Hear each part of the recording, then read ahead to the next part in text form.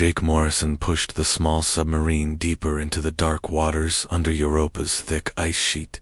The tiny craft hummed quietly as it moved through the cold ocean that lay hidden beneath the frozen moon's surface.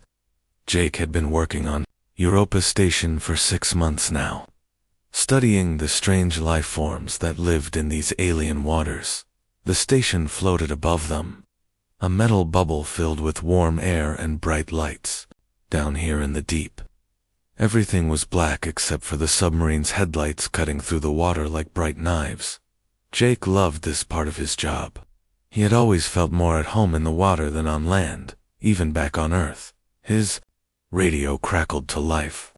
"Jake, this is Amy. How are things down there?" Dr. Amy Collins was his research partner and the only other marine biologist on the station.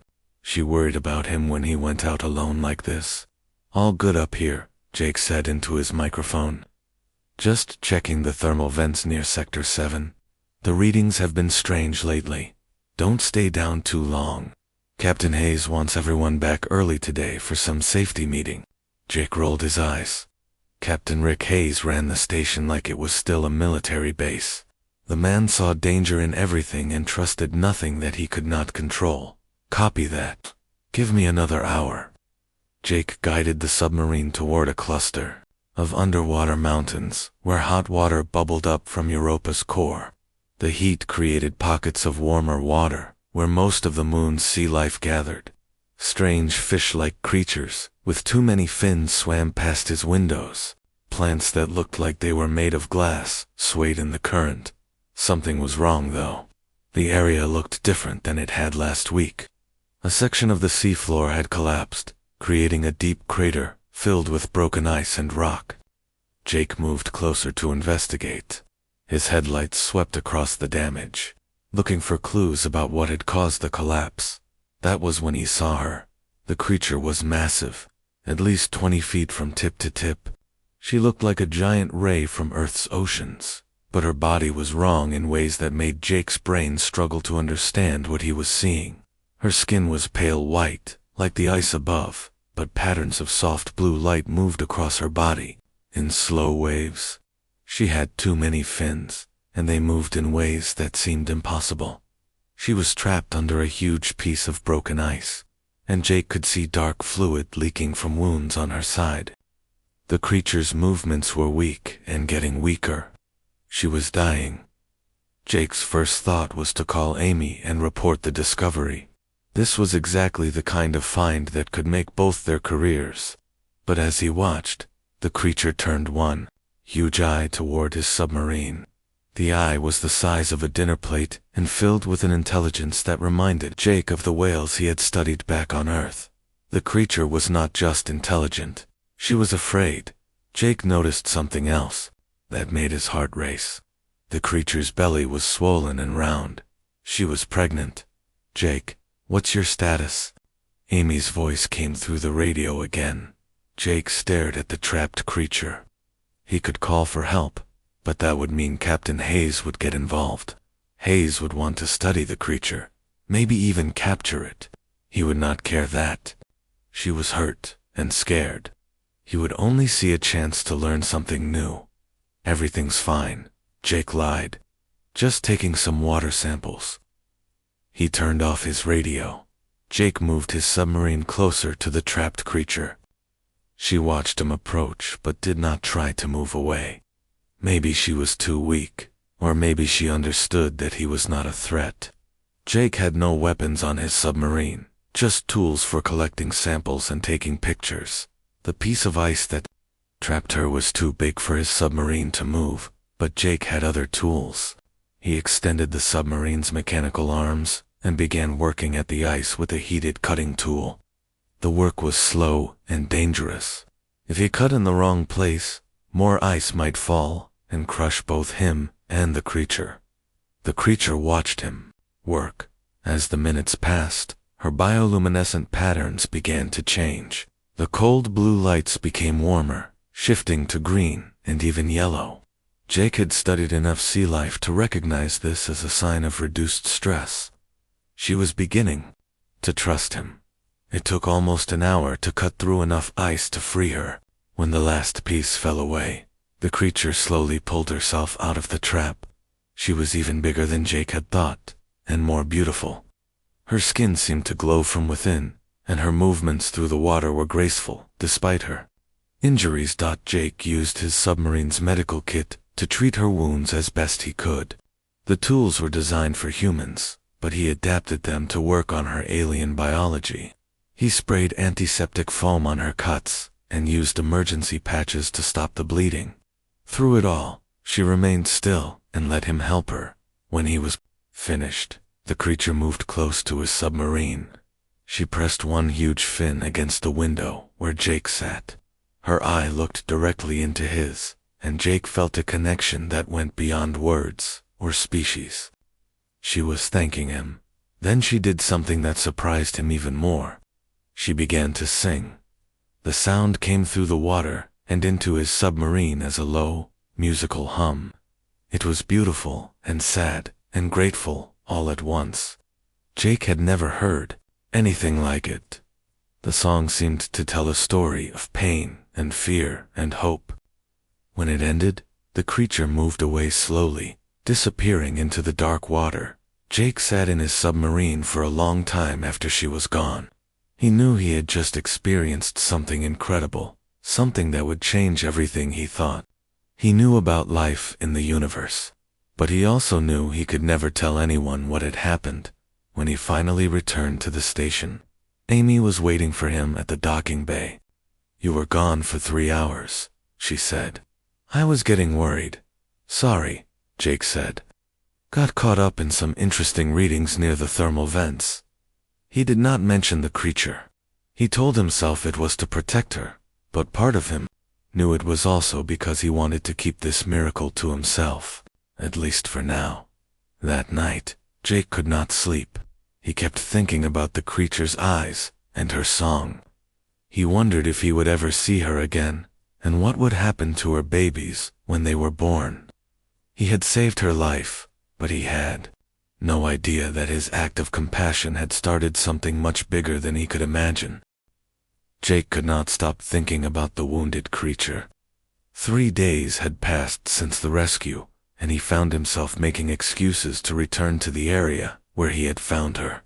Each time he went out in the submarine, he hoped to see her again, but the deep waters remained empty, except for the usual small fish and floating plants.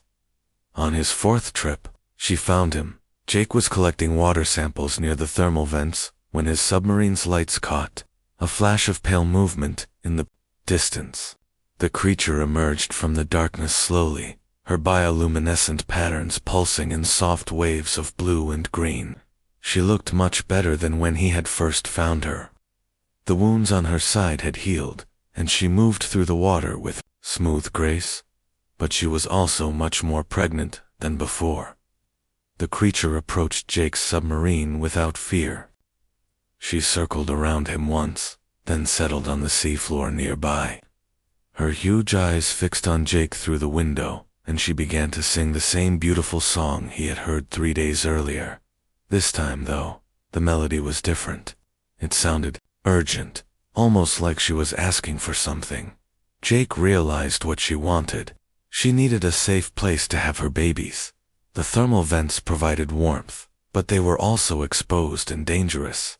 Other creatures hunted in these waters, and the area was regularly patrolled by submarines from the station.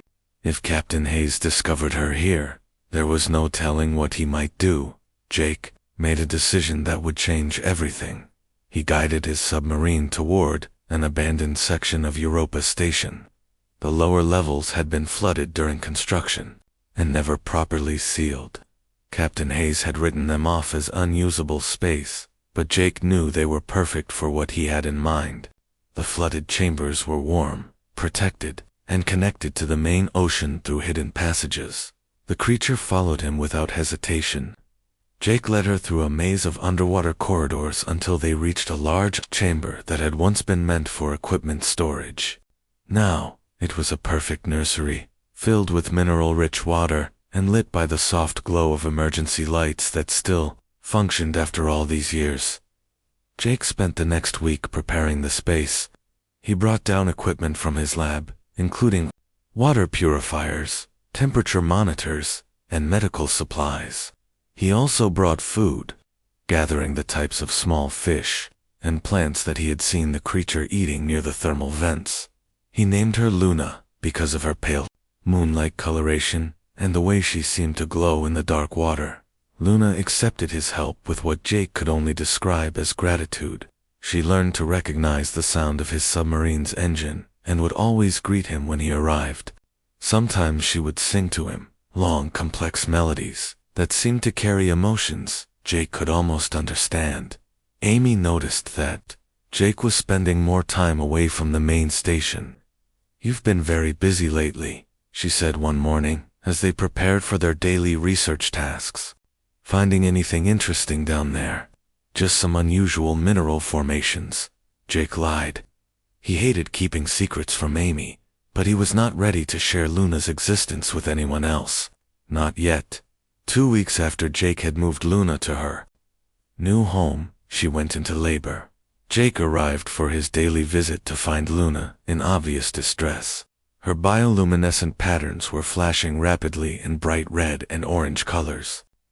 She was making sounds he had never heard before, low groaning calls that echoed through the flooded chamber.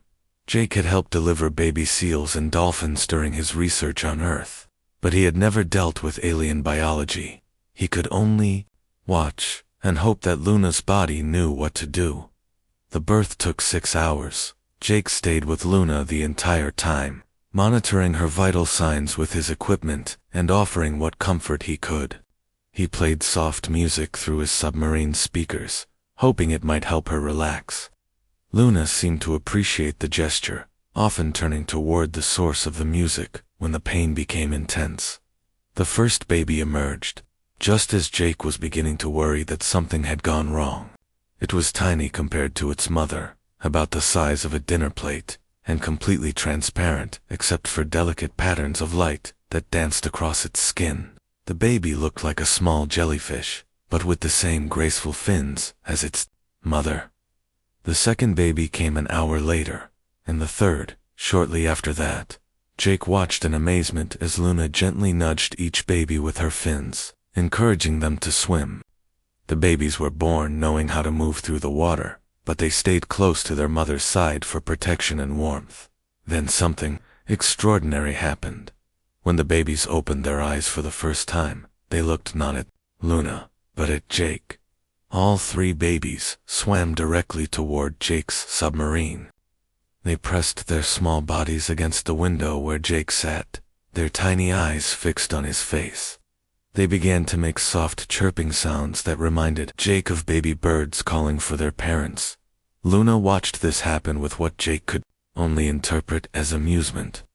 She made a series of musical tones that sounded like laughter, then swam over to join her babies at Jake's window. She touched the glass gently with one fin, then looked at Jake as if to say, "They're yours now too." Jake was stunned. He had read about imprinting behavior in Earth animals, where babies would bond with the first creature they saw after birth. But he had never expected it to work across species barriers. The babies, meanwhile, had decided that Jake was their parent. They followed his submarine wherever it moved in the chamber. When Jake's lights dimmed, they would cluster around the window and make worried chirping sounds until he turned them bright again.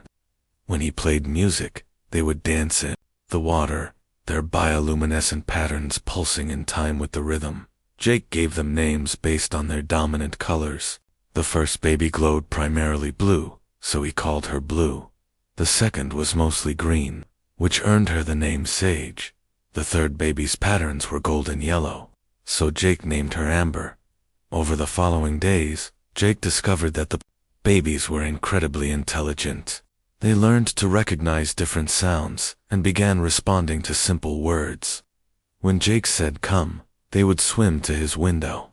When he said stay, they would remain where they were, even if Luna called. To them, Luna seemed proud of her children's abilities. She would watch them interact with Jake and make approving sounds when they performed well. But she also made it clear that Jake was now part of their family structure. When Jake arrived each day, Luna would greet him first, then present her babies for his inspection and approval. Jake knew he was witnessing something unprecedented in human history. No one had ever formed this kind of bond with an intelligent alien species. But he also knew that his secret could not last forever. The babies were growing quickly, and they were becoming more active. Soon it would be impossible to keep them hidden in the abandoned chamber. Amy almost discovered them on a Thursday. She had been tracking Jake's submarine routes and noticed that he always disappeared into the same area of the flooded lower levels. Curious about what he was studying there, she followed him at a distance. Jake arrived at Luna's chamber to find all 3 babies waiting for him at the entrance. They had learned to recognize the sound of his submarine from far away and would often greet him before he reached their home. Today they were especially excited, swimming in rapid circles and flashing bright patterns of welcome. Jake was so focused on his alien family that he did not notice Amy's submarine until she spoke over the radio. "Jake, what exactly are you doing down here?" Jake's heart nearly stopped. He turned to see Amy's submarine hovering just outside the chamber, her lights illuminating Luna and the 3 babies. For a moment, no one moved. Then Amy's voice came through the radio again, filled with wonder and disbelief. "Jake, are those alien babies calling you Daddy?" Amy stared through her submarine window at the impossible scene before her. 3 alien babies were swimming excitedly around Jake's submarine, their bodies glowing with patterns of light that seemed to pulse with pure joy. The massive mother creature watched from nearby, her own bioluminescent display calm and welcoming. "Jake," Amy whispered into her radio, "how long has this been going on?" Jake's voice came back tight with worry. "Amy, I can explain everything. Just please don't tell Captain Hayes." "Not yet." "Tell him what, exactly?" "That you've been running an alien daycare center under the station." Before Jake could answer, the 3 babies noticed Amy's submarine. They approached her cautiously, their light patterns shifting to curious yellows and greens. The smallest one, which Jake had named Blue, reached out with a tiny fin to touch Amy's window.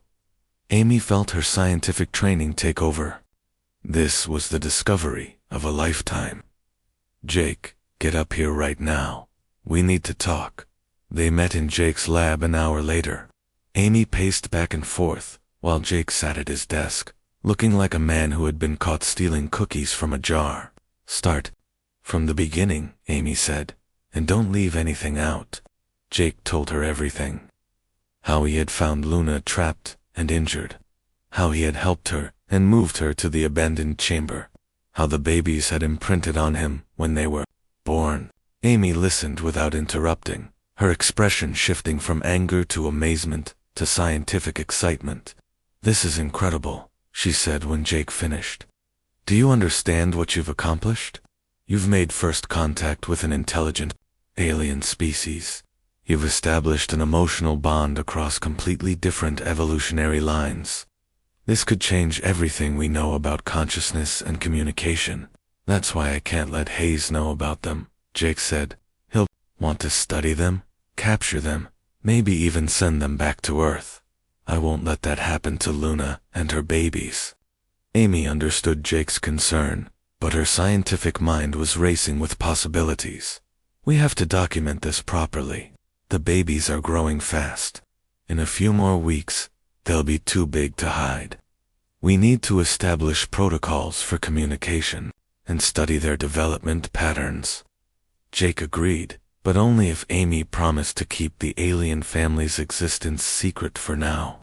Over the next few weeks, Amy joined Jake on his daily visits to the flooded chamber. She brought cameras and recording equipment, documenting every interaction between Jake and his adopted alien family. The babies continued to grow at a remarkable rate. Within a month, they were each the size of a large dog and had developed more complex communication abilities. They had learned to respond to dozens of English words and could perform simple tasks when Jake asked them to. Blue was the most adventurous of the three. She loved to explore every corner of their chamber, and was always the first to investigate any new equipment that Jake brought down.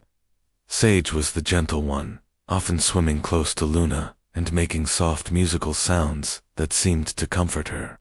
Mother, Amber, was the most intelligent, quickly learning new commands and often figuring out how to operate simple tools before Jake even showed her how.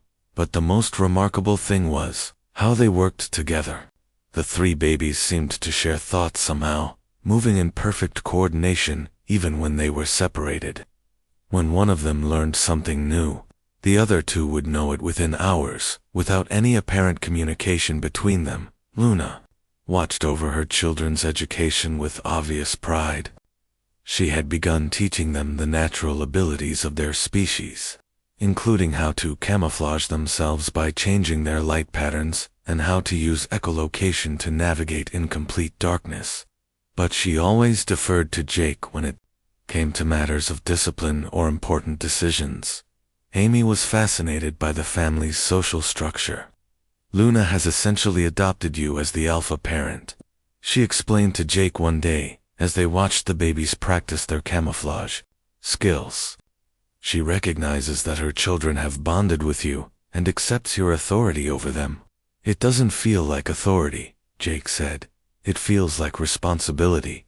That responsibility became much heavier when Captain Hayes announced a surprise inspection of the entire station. All sections must be checked and cleared, Hayes told the staff during a morning briefing. Earth Command is sending a new administrator next month, and I want everything perfect when she arrives. Jake felt panic rising in his chest.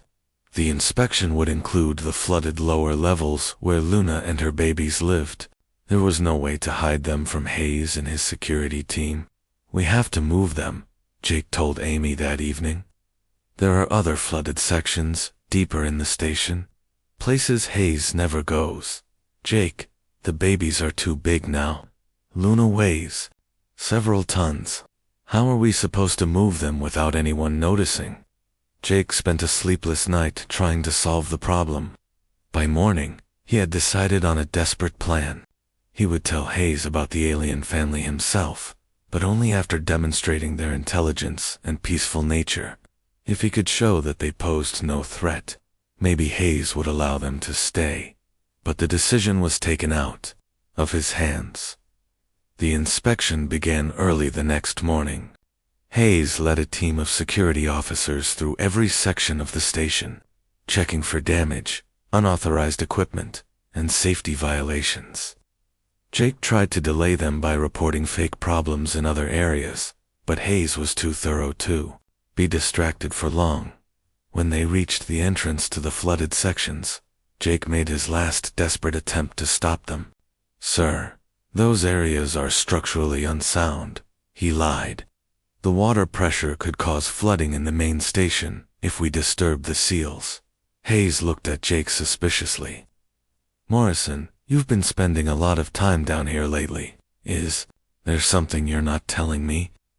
Before Jake could answer, they all heard it.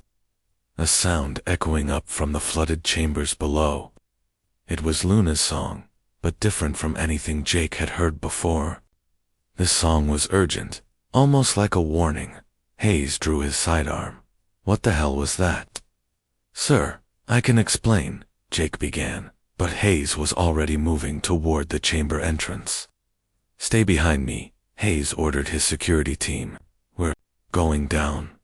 Jake followed them, his heart pounding. When they reached Luna's chamber, they found the alien family waiting for them.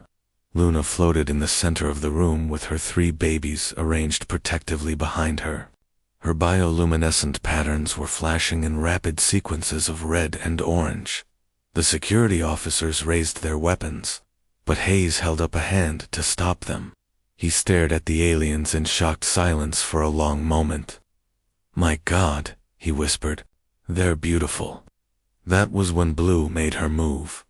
The young alien swam directly toward the group of humans, ignoring her mother's warning calls. She approached Jake and pressed against him affectionately, her patterns shifting to happy blues and greens. Then she turned toward Hayes and made a series of soft chirping sounds. "She's trying to communicate," Amy said quietly. "Jake, tell her to greet the captain." Jake felt foolish, but he spoke to Blue in the same gentle voice he always used with the babies. "Blue, say hello to Captain Hayes."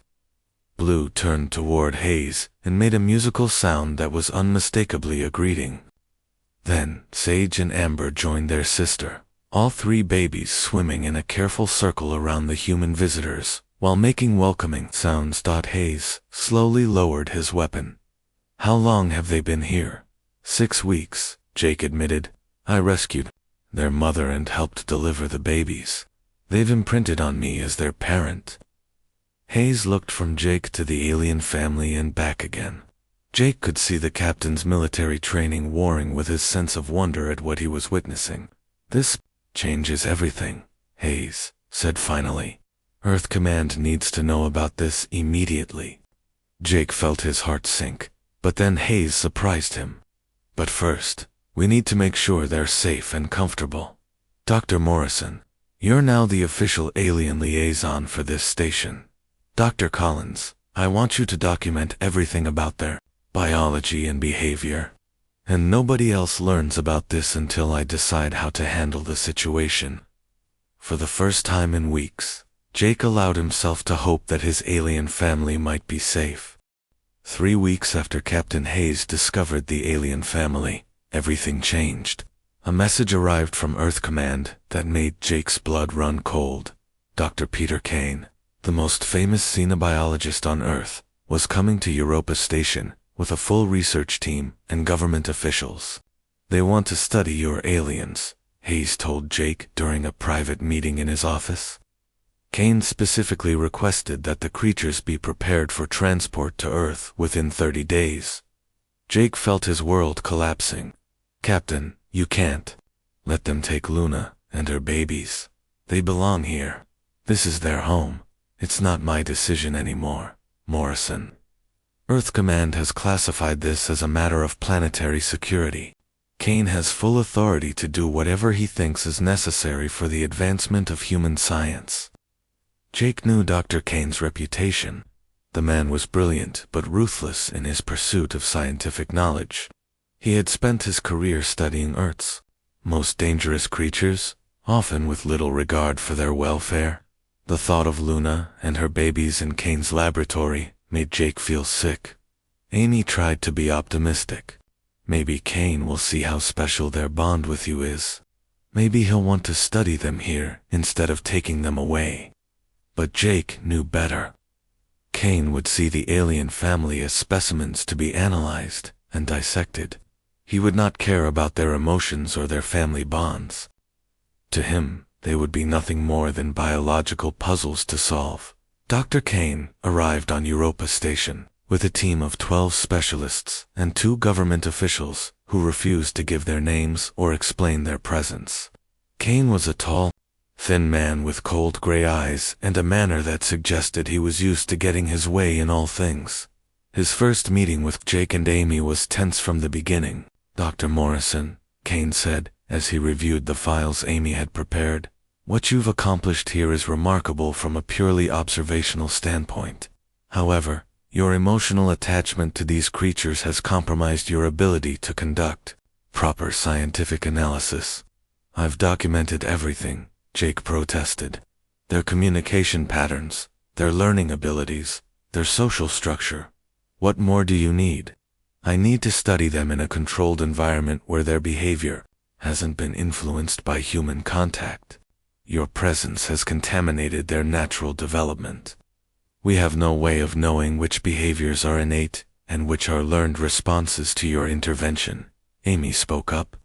"Dr. Kane, the imprinting behavior occurred naturally.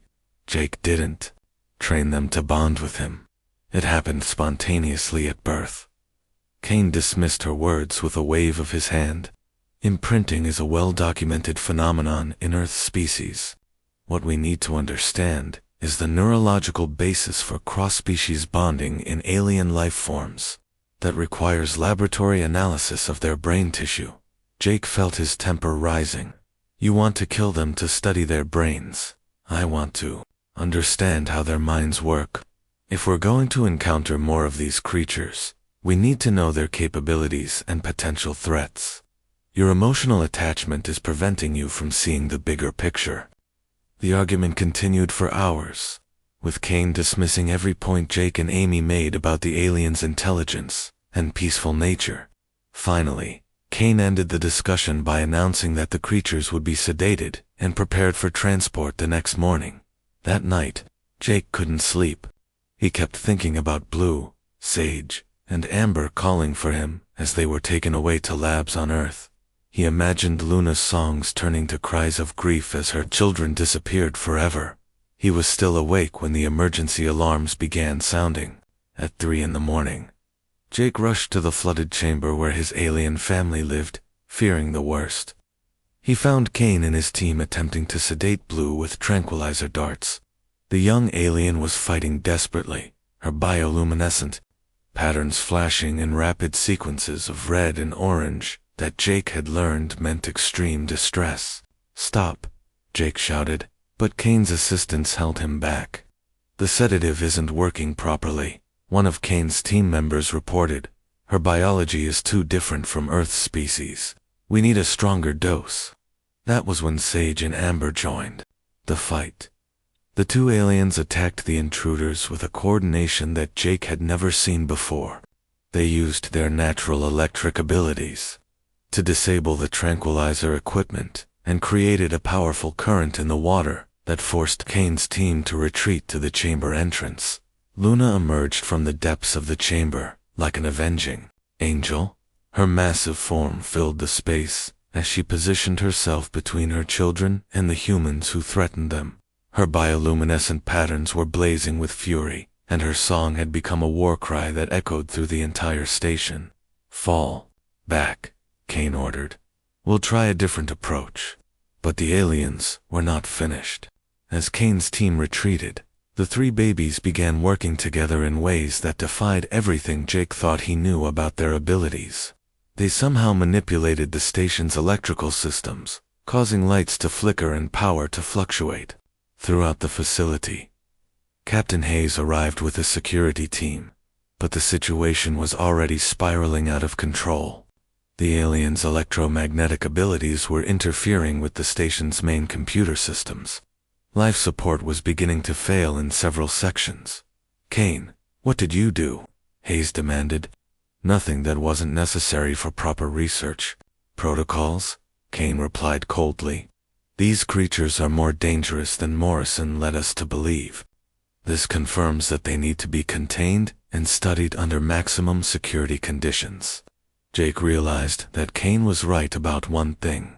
The aliens were dangerous when threatened, but they were only defending themselves and their family. In their place, humans would have done the same thing.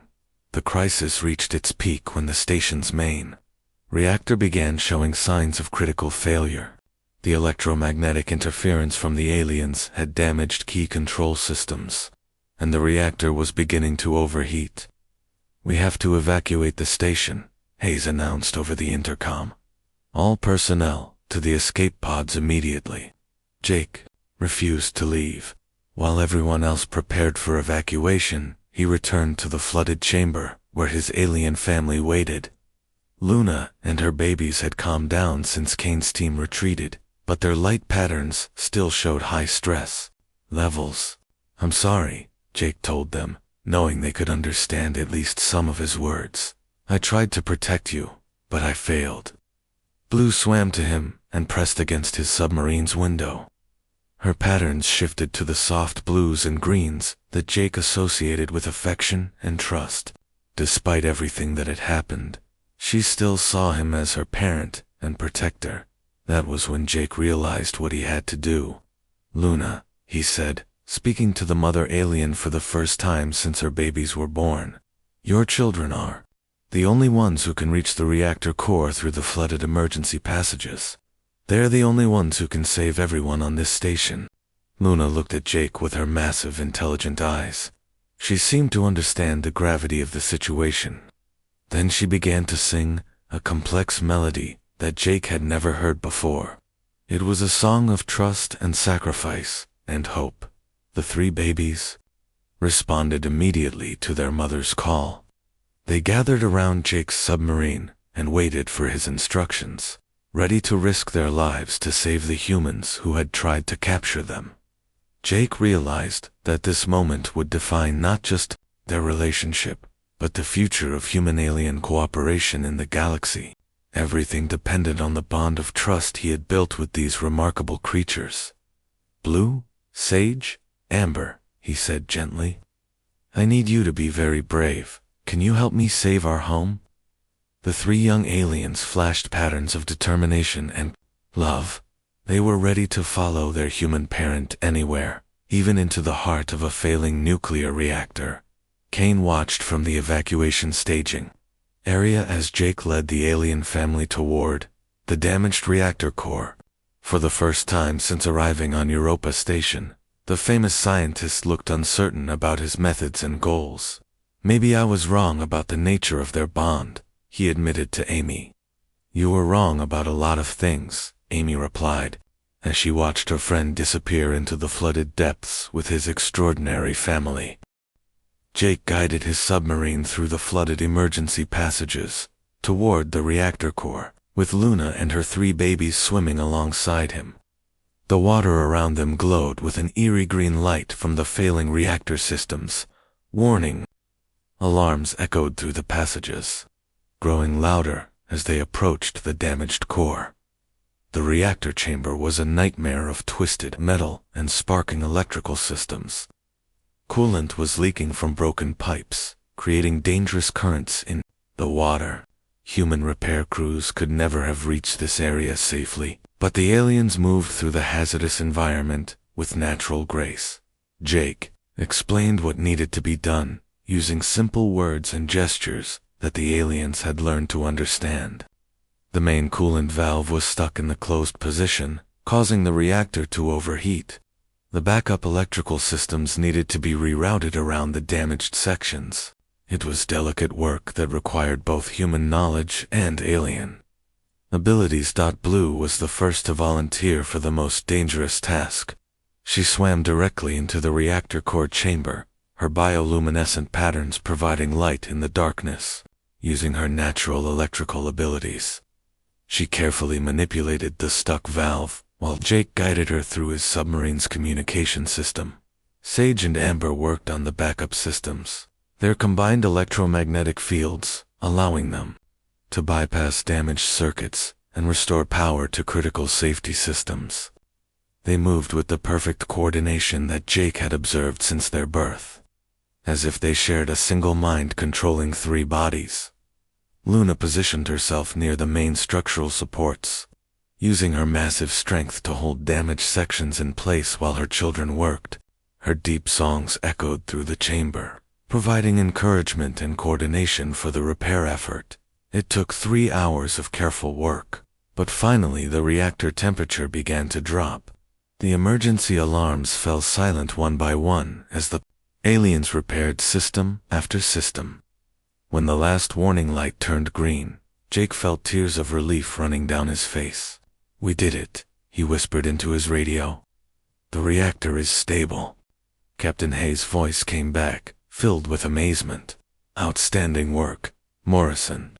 You and your team just saved everyone on this station." When they returned to the main station, Jake found that everything had changed. Dr. Kane was waiting for them with a completely different attitude than he had shown before. The famous scientist approached Jake with something that looked almost like humility. "Dr. Morrison, I owe you and your alien family an apology," Kane said.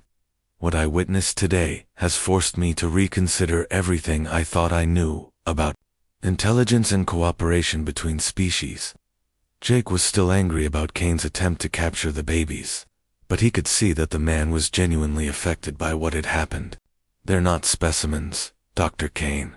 They're individuals with thoughts and feelings and family bonds, just like humans." "I can see that now," Kane admitted. "The way they responded to your request for help, even after my team had threatened them. Shows a level of moral development that we rarely see even in humans. They saved people who had tried to harm them because you asked them to. Over the following days, Kane's research team worked with Jake and Amy to establish new protocols for studying the aliens. Instead of capture and experimentation, they focused on communication and observation. Kane himself spent hours watching the family interact, documenting their complex social behaviors and learning patterns.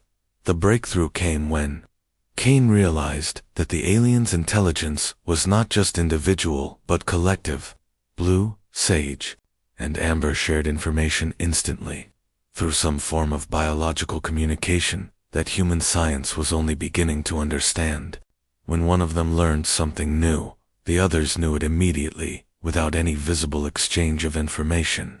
This changes everything we know about consciousness, Kane explained to the research team. They're not just three individuals. They're three parts of a larger mind that can operate independently when needed, but share knowledge and experiences continuously. Luna, meanwhile, had begun teaching her children about their natural heritage. She showed them how to hunt in the deep waters around Europa, how to navigate using the moon's magnetic fields, and how to communicate with other members of their species through long-distance songs that could travel for hundreds of miles through the water. But the most significant discovery came when Luna's songs were answered. Jake was visiting the alien family one morning when Luna suddenly became very excited. Her bioluminescent patterns shifted to colors Jake had never seen before, bright purples and silvers that seemed to pulse with joy. She began singing a complex melody that echoed through the flooded chambers and out into the open ocean beyond. From the depths of Europa's vast sea, other voices answered her call. "There are more of them," Amy whispered as she listened to the distant songs through her submarine's hydrophones. "Luna's been calling to her people, and they're finally responding." Over the next week, other members of Luna's species began appearing near the station. They were cautious at first, keeping their distance and communicating only through song, but Luna's children served as ambassadors, swimming out to meet the newcomers and sharing their experiences with humans through their collective consciousness. Jake found himself in an impossible position. He had become the bridge between two completely different forms of intelligent life. The wild aliens were curious about humans, but also wary, remembering ancient fears of creatures that lived above the ice. Luna's family vouched for Jake's trustworthiness, but it would take time to build broader acceptance. Captain Hayes proved surprisingly supportive of the contact efforts. "Morrison, Earth Command has authorized me to establish you as our official interspecies relations coordinator. Your primary mission is to maintain peaceful contact with these aliens and learn everything we can about their culture and technology." The work was challenging, but rewarding. Jake developed a basic communication system using combinations of light patterns, sounds, and simple gestures. The aliens were quick learners and seemed genuinely interested in human culture and technology.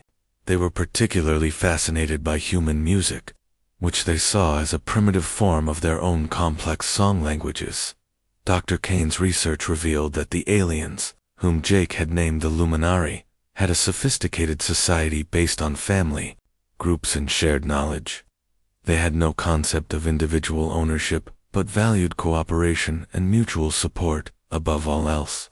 Their technology was biological rather than mechanical, using living creatures and natural processes to accomplish tasks that humans required machines to perform.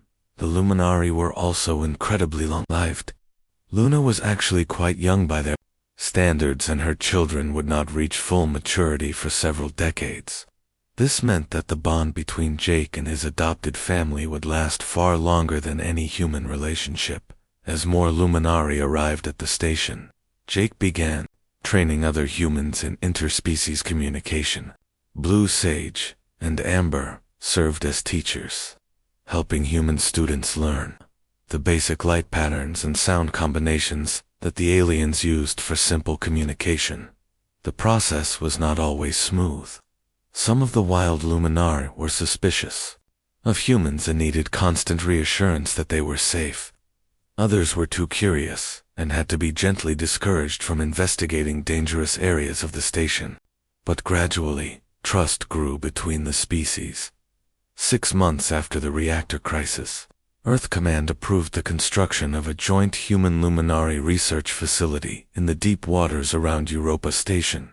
The project would be the first truly cooperative effort between humans and an alien species. Combining human engineering knowledge with Luminari biological expertise, Jake stood in the observation deck of the new facility, watching human scientists and Luminari researchers working side by side in the flooded laboratories below. Blue swam up to the window and pressed against it affectionately, her patterns showing the contentment and happiness that Jake had learned to recognize. "Are you proud of what we've accomplished?" Jake asked her, knowing she could understand most of his words now. Blue's response was a complex light pattern that Jake interpreted as agreement, mixed with excitement about future possibilities. She had grown into a magnificent adult, nearly as large as her mother, but still displaying the curiosity and affection that had marked her since birth. Luna appeared beside her daughter, adding her own patterns to the conversation. Over the months, Jake had learned to read her communications with increasing accuracy. Today she seemed to be expressing gratitude and something that Jake could only describe as love. Dr. Kane approached Jake from behind, carrying a data tablet filled with the latest research results. "The Council on Earth has approved our proposal for an expanded contact program. We're going to establish similar facilities on 3 other moons, where we've detected Luminari populations." "That's incredible," Jake said. "But who's going to lead those programs? We're still learning how to communicate with the ones here." "Actually, the Luminari have suggested a solution," Kane said with a smile. "They want to send some of their young adults to work with human teams as interpreters and cultural advisors. Blue, Sage, and Amber have volunteered to be the first ambassadors." Jake felt a mix of pride and sadness at the news. His alien children had grown up to become leaders in their own right, ready to take on responsibilities that would benefit both species. But it also meant that they would be leaving him to start their own families and careers. Blue seemed to sense his emotions. She moved closer to the window and began a song that Jake had heard many times before. It was the lullaby that Luna had sung to her children when they were small. But Blue had added her own variations that told the story of her bond with Jake and her gratitude for his care and protection. Other Luminari in the facility joined the song, their voices blending into a harmony that spoke of friendship, cooperation, and hope for the future. Jake realized that this was no longer just about his relationship with one alien family. It had become something much larger, a new chapter in the history of both species. Amy joined Jake at the observation window, watching the humans and Luminari working together in the laboratories below. "Do you ever regret rescuing Luna that day?" she asked. Jake thought about the question seriously. His life had become far more complicated since that moment in the deep waters when he had chosen to help a wounded alien creature. He had gained responsibilities he never wanted and been thrust into a role he never sought. But he had also gained a family that transcended the boundaries of species and biology. "No," he said finally. "I don't regret anything. This is exactly where I'm supposed to be." Blue pressed against the window one more time, her patterns glowing with the soft blues and greens that meant love and contentment. In her alien features, Jake could still see the tiny hatchling who had first looked at him with trust and acceptance. That moment of connection had changed everything, proving that compassion and understanding could bridge any gap, even the vast differences between species from different worlds. The future stretched ahead of them, full of possibilities that no one could have imagined before humans and Luminari learned to work together, and at the center of it all was the bond between a human marine biologist and the alien family he had saved, a relationship that had become the foundation for a new era of cooperation and friendship among the stars.